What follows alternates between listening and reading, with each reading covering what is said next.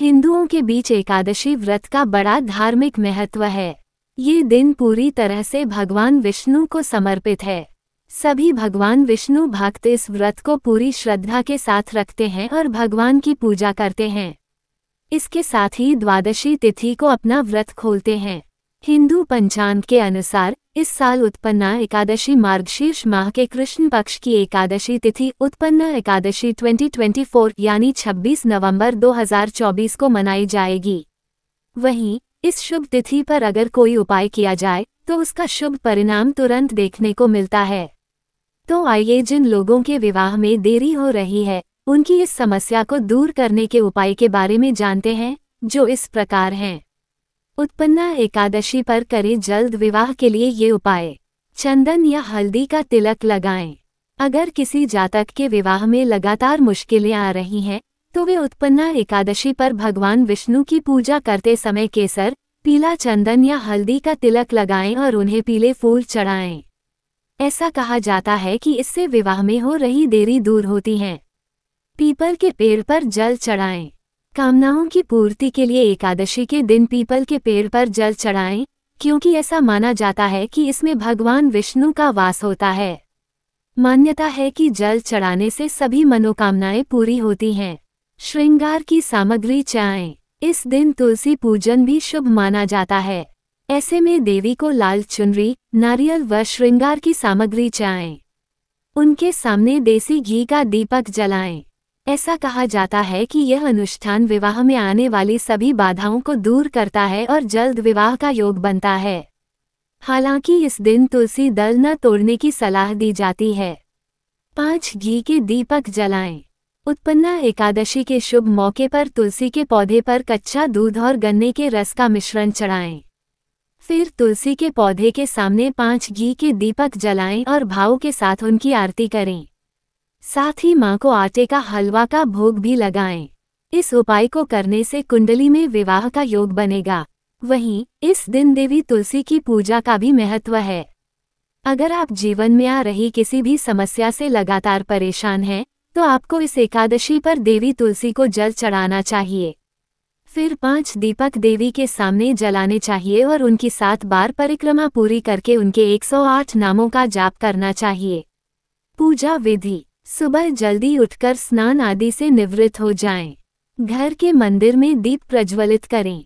भगवान विष्णु का गंगा जल से अभिषेक करें। भगवान विष्णु को पुष्प और तुलसी दल अर्पित करें। अगर संभव हो तो इस दिन व्रत भी रखें। भगवान की आरती करें। भगवान को भोग लगाएं। इस बात का विशेष ध्यान रखें कि भगवान को सिर्फ सात्विक चीजों का भोग लगाया जाता है।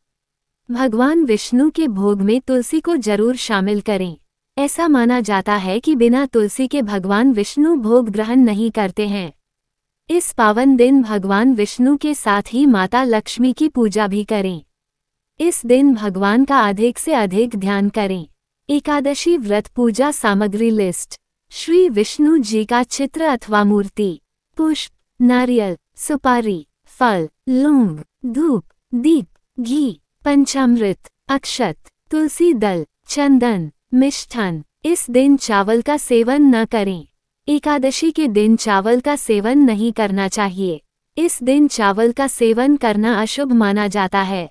इस तरह करें अभिषेक। एकादशी तिथि गाय के दूध, कच्चा दूध में केसर मिलाकर भगवान विष्णु का अभिषेक करें। आप उत्पन्ना एकादशी के दिन दक्षिणावर्ती शंख में गंगाजल भरकर भी भगवान विष्णु और माता लक्ष्मी का अभिषेक कर सकते हैं। इससे साधक को भगवान विष्णु की कृपा प्राप्त होती है। पंचांग के अनुसार मार्गशीर्ष माह के कृष्ण पक्ष की एकादशी तिथि की शुरुआत 26 नवंबर को देर रात 01:01 पर होगी। वहीं इस तिथि का समापन अगले दिन यानी 27 नवंबर को देर रात 03:47 पर होगा। ऐसे में 26 नवंबर को उत्पन्ना एकादशी व्रत किया जाएगा। उत्पन्ना एकादशी की कथा। सतयुग में मूर नाम का दैत्य उत्पन्न हुआ। वह बड़ा बलवान और भयानक था। उस प्रचंड दैत्य ने इंद्र, आदित्य, वसु, वायु, अग्नि आदि सभी देवताओं को पराजित करके भगा दिया। तब इंद्र सहित सभी देवताओं ने भयभीत होकर भगवान शिव से सारा वृतांत कहा और बोले, हे कैलाशपति, मुर दैत्य से भयभीत होकर सब देवता मृत्यु लोक में फिर रहे हैं। तब भगवान शिव ने कहा, हे देवताओं, तीनों लोकों के स्वामी, भक्तों के दुखों का नाश करने वाले भगवान विष्णु की शरण में जाओ। वे ही तुम्हारे दुखों को दूर कर सकते हैं। शिवजी के ऐसे वचन सुनकर सभी देवता क्षीरसागर में पहुंचे और कहा कि हे मधुसूदन, आप हमारी रक्षा करें। कहा कि हे भगवान, दैत्यों ने हमको जीतकर स्वर्ग से निकाल दिया है, आप उन दैत्यों से हम सबकी रक्षा करें। इंद्र के ऐसे वचन सुनकर भगवान विष्णु कहने लगे कि हे इंद्र, ऐसा मायावी दैत्य कौन है जिसने सब देवताओं को जीत लिया है? उसका नाम क्या है? उसमें कितना बल है और किसके आश्रय में है तथा उसका स्थान कहाँ है? ये सब मुझसे कहो। ये सुनकर इंद्र बोले, भगवन, प्राचीन समय में एक नाड़ीजंग नामक राक्षस था। उसके महापराक्रमी और लोकविख्यात मुर नाम का एक पुत्र हुआ। उसकी चंद्रावती नाम की नगरी है। उसी ने सब देवताओं को स्वर्ग से निकालकर वहां अपना अधिकार जमा लिया है। उसने इंद्र, अग्नि, वरुण, यम, वायु, ईश, चंद्रमा, नैऋत आदि सबके स्थान पर अधिकार कर लिया है। सूर्य बनकर स्वयं ही प्रकाश करता है, स्वयं ही मेघ बन बैठा है और सबसे अजेय है। ये असुर निकंदन, उस दुष्ट को मारकर देवताओं को अजेय बनाए। ये वचन सुनकर भगवान ने कहा, हे देवताओं, मैं शीघ्र ही उसका संहार करूंगा। तुम चंद्रावती नगरी जाओ। इस प्रकार कहकर भगवान सहित सभी देवताओं ने चंद्रावती नगरी की ओर प्रस्थान किया। उस समय दैत्य मुर सेना सहित युद्ध भूमि में गरज रहा था। जब स्वयं भगवान रणभूमि में आए तो दैत्य उन पर भी अस्त्र शस्त्र आयुध लेकर दौड़े तो विष्णु ने उन्हें सर्प के समान अपने बाणों से बींध डाला। बहुत से दैत्य मारे गए, केवल मुर बचा रहा। वह अविचल भाव से भगवान के साथ युद्ध करता रहा। भगवान जो भी तीक्ष्ण बाण चलाते वो उसके लिए पुष्प सिद्ध होता। उसका शरीर छिन्न भिन्न हो गया, किंतु वो लगातार युद्ध करता रहा। दोनों के बीच मल्लयुद्ध भी हुआ। 10,000 वर्ष तक उनका युद्ध चलता रहा, लेकिन मुर नहीं हारा। थककर भगवान बद्रिकाश्रम चले गए। वहां हेमवती नामक सुंदर गुफा थी। उसमें विश्राम करने के लिए भगवान उसके अंदर प्रवेश कर गए। ये गुफा 12 योजन लंबी थी और उसका एक ही द्वार था। विष्णु भगवान वहां योगनिद्रा की गोद में सो गए। मुर भी पीछे पीछे आ गया और भगवान को सोया देखकर मारने को उद्यत हुआ।